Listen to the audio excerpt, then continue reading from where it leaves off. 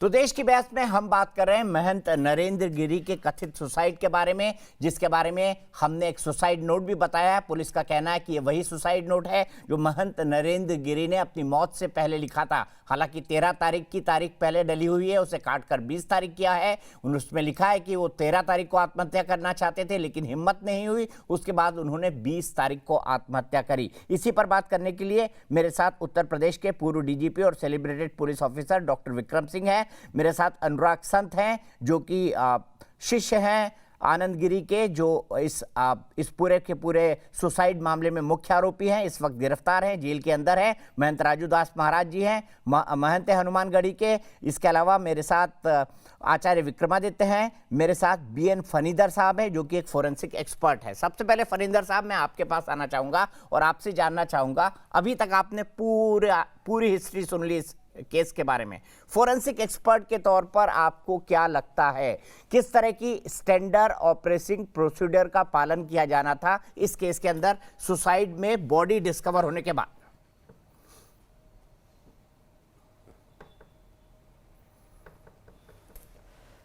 Sir ji, first of all in this kind of cases, first of all जो भी procedure होना था, it will be unnatural death. So unnatural death के लिए कुछ भी प्रोसीजर हो सकता है, वो शायद अभी तक फॉलो कर चुके हैं। लेकिन पोस्टमार्टम जो करना था, जब पोस्टमार्टम किया है, उसका जो अलग मामला है वो हम सेपरेटली डिस्कस करेंगे। लेकिन इस केस में जो इम्पोर्टेंट एविडेंस निकला है अभी तक, that is the suicide note. हम बात कर रहे हैं सुसाइड नोट में हर पेज में उसका सिग्नेचर किया हुआ है, एंड लोग ये भी बोल रहे हैं कि उसको लिखना भी नहीं आता था।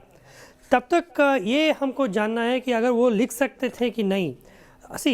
अगर कुछ कोर्शन में अगर कोई ना कोई उसको घबरा के कुछ लिखवाया है, वो तो इन्वेस्टिगेशन के लिए अलग मामला होता है।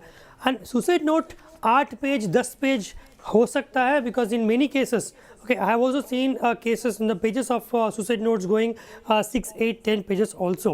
and हमको ये भी सोचना है and समझना है कि इस सुसाइड नोट में जो बंदा लिखा हुआ है वो बहुत कंफ्यूज लगता है, बिकॉज इतना सारा वो काटा है that actually shows that the person is so confused, he is not very sure of what he want to write. so इसके लिए एंड जब हर पेज में जो सिग्नेचर आया हुआ है, that is not actual way of writing a suicide note. हम ये भी कंक्लूड नहीं कर सकते हैं कि सुसाइड नोट में सिग्नेचर नहीं हो सकता है। This is in general orientation I am talking about. हो सकता भी है वो हर पेज में साइन किया हुआ, वो अलग बात है। लेकिन लोग जो बोल रहे हैं कि वो लिखना भी नहीं आता था, वो कैसा लिखता है? So that is the question of hand writing examination. अभी अगर उसका जो लिखा हुआ कोई भी हमको FSL एक्सपर्ट्स जो इस केस में एग्जामिनेशन कर रहे हैं, उसको अगर वो सैम्पल मिल जाएगा, उसका कुछ भी लिखा हुआ सैम्पल्स मिल जाएगा, तो उसको रख के कंपेयर करके हम ये कंक्लूड कर सकते हैं कि वो उसी ने लिखा हुआ है कि किसी और ने लिखा हुआ है। अगर तब तक ये this is a conspiracy and murder का हम जो बात कर रहे हैं, the person who have committed a murder, अगर हम ये सोच लेते हैं कि वो मर्डर ही है, साजिश है, so it will not be so person that they actually do this kind of costly mistake. so हमको ये समझना है कि कुछ चीज़ दिखे उसको लिखवाए भी हो सकता है। एंड अगर ये हुआ है, question arises about the linguistics. अगर ये बंदे ने जो लिखा हुआ है, इसको वो लिखने का जो कमांड ऑफ द लैंग्वेज जो है उसको था कि नहीं, this becomes a question of linguistics. So इस केस में हैंड राइटिंग एग्जामिनेशन करना है और लिंग्विस्टिक का भी एग्जामिनेशन करना है। और तीसरी बात यह है, ये जो 8-10 पेज का जो राइटिंग निकला है, अगर 8-10 पेज में जो राइटिंग है वो एक ही टाइम में लिखा हुआ है, एक ही पेन में लिखा हुआ है, अगर 3, 4, 5, 5th शीट में जो राइटिंग है उसके कुछ इंडेंटेशन मार्क है, वो पूरा एक ही साथ लिखा हुआ है कि अलग अलग शीट से लिखे उसको बांधा गया है। So all this things becomes a question before the forensic examination. Now hand writing, अगर वो सुसाइड नोट हमको मानना है, फर्स्ट ऑफ ऑल वो author of the suicide note, that is very much important. Second thing, अगर वो पूरा का पूरा सैम्पल एक ही बार लिखा हुआ है, एक ही पेन में लिखा हुआ है, दैट इज सेकेंड थिंग। तीसरी बात यह है वो लिंग्विस्टिक्स, उस command over the language, that becomes a third important point of evidence. So इस 3 चीज़ों को हम सुसाइड नोट के बारे में हम सोचते हैं। लेकिन पुलिस ने इस केस में जो इन्वेस्टिगेशन एफआईआर में वो मेंशन किए हैं 306 का वो मेंशन किए हैं 306 only for the abetment of suicide. लेकिन सुसाइड नोट में ये लिखा हुआ है कि उसको कुछ फैब्रिकेटेड एविडेंस वीडियोस दिखाया था, फैब्रिकेटेड फोटोग्राफ दिखा हुआ था। सो अगर वो चीज़ हमको मानना है तो इस केस में अलग अलग आईपीसी का सेक्शन भी इन्वोक होना ज़रूरी होता है। क्रिमिनल इंटिमिडेशन का केस लगना है। अगर कोई भी उसको ये सब दिखा के उसको परेशान कर रहे हैं वो सब आना चाहिए। ठीक है डॉक्टर विक्रम सिंह जी, आपको ठीक लगता है? दीपक जी क्वेश्चन रिपीट करेंगे, मैं सुन नहीं पाया। कि सिर्फ 306 में एफआईआर लिखी गई है, एफआईआर सिर्फ 306 में लिखी गई है, despite reading the whole suicide note, जिसमें कॉन्स्पिरेसी भी है, 120B भी है, डिफेम करना भी है, जिसके अंदर आप ये कह सकते हैं मानहानि का मामला भी है। तो क्या सिर्फ 306 में एफआईआर बनती है या और सेक्शंस भी लगने थे इसमें? अगर सिर्फ 306 में लिखा है किस बुनियाद पे? क्योंकि कंप्लेनेंट तो कोई है नहीं।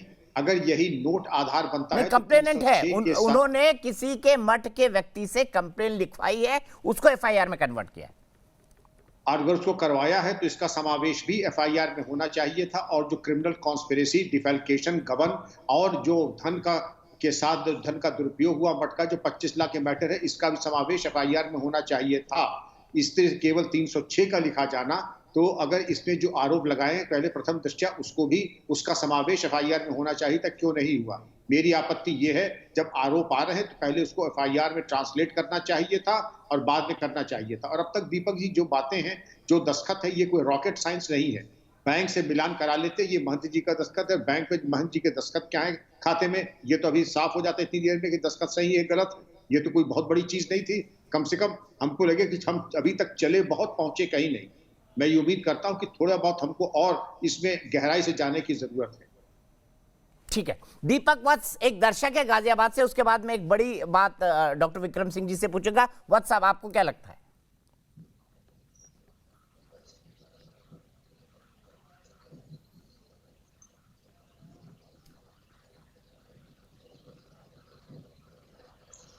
सर मेरे लिए जी दीपक जी, मेरे लिए जी हाँ वत्स साहब बोलिए, आप ही का इंतजार कर रहा हूं मैं, जल्दी बोलिए, मेरे पास वक्त नहीं है। सर मैं तो यही कहना चाहूंगा, जो आदमी, जो मनुष्य सिग्नेचर करने में दिक्कत आती है, सिग्नेचर नहीं कर पाते, वो 7 पन्नों का 8 पन्नों का इतना बड़ा इतिहास कैसे ले सकते हैं?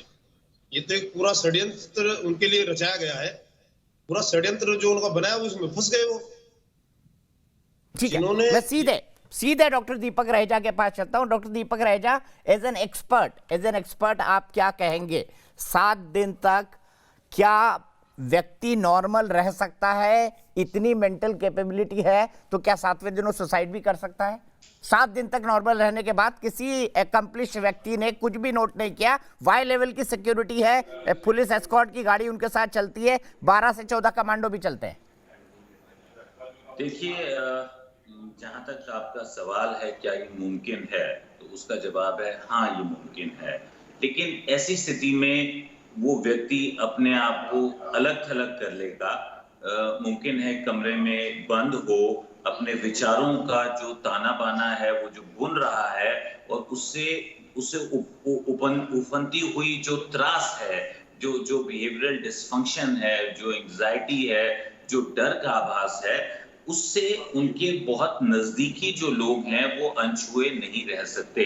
तो जैसा हम देख रहे हैं कि महाराज जी लोगों से मिल रहे थे, टेलीविजन पे इंटरव्यूज दे रहे थे, डिप्टी सीएम से एक बहुत अहम मीटिंग दी, कहीं भी मैंने उनके वीडियोस भी देखे, उन सब में कहीं एक डर का, देखिए जैसा मैंने कहा कि एक लंबे समय तक सुसाइड को कॉन्टेम्पलेट करना 2 स्थिति में हो सकता है। या व्यक्ति एक लंबे डिप्रेशन से गुजर रहा है, या जैसा हम कई बार एक भ्रम में फंस जाते हैं कि डेथ का कारण, सुसाइड का कारण सिर्फ अवसाद है। वो अवसाद नहीं होता, अक्सर वो साइकोसिस भी होता है, स्किज़ोफ्रेनिया भी होता है, एक बीमारी जिसे डिल्यूजनल डिसऑर्डर कहते हैं, जिसमें व्यक्ति अमूमन एक मूल रूप से बिल्कुल नॉर्मल नजर आता है, डे टू डे की जिंदगी बिल्कुल नॉर्मल तरीके से जीता है, लेकिन उसके विचारों का ताना बाना कहीं उसको बहुत एक परेशानी की गिरफ्त में ले लेता है, और उसके चलते वो एक बहुत एक्सट्रीम स्टेप उठा सकता है।